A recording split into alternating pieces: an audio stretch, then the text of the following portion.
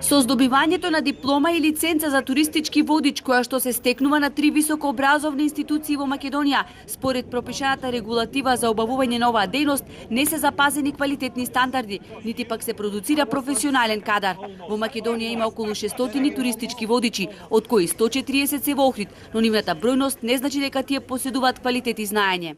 И тоа не го прави оној кандидат кој што се стекнал со таа диплома, па и легитимација за туристичко водење, не значи дека може, дека е способен да води. Со 25 страни или 40 страници кои што ќе ги научите за културното наследство за цела Република Македонија, вие не сте способни да станете туристички водичи и дословно да го презентирате и да го интерпретирате културното и природното наследство на Република Македонија. Од овие причини Сдруженијето на туристички водичи КЕј ја иницира потребата од брендирање на туристички водичи на град Охрид. Ова е велат прв чекор со кој што ќе се стави знак на препознатливост на Охридската водичка служба.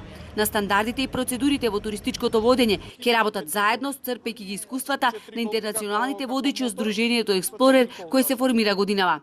Со една цел, значи да врши промоција и презентација на Охрид и Македонија како место за одвивање на активниот туризам. За таа цел и се здруживме, да се бориме со она нелојална конкуренција во Охрид, која што се повеќе застапена на градскиот плоштад и секаде. Туристичките водичи од една страна бараат поголема ажурност од инспекцијските служби, на кои треба да им се даде одврзани раце, дури и да им ги одземат лиценците. Од друга страна притискаат на регулирање на статусот на водичите.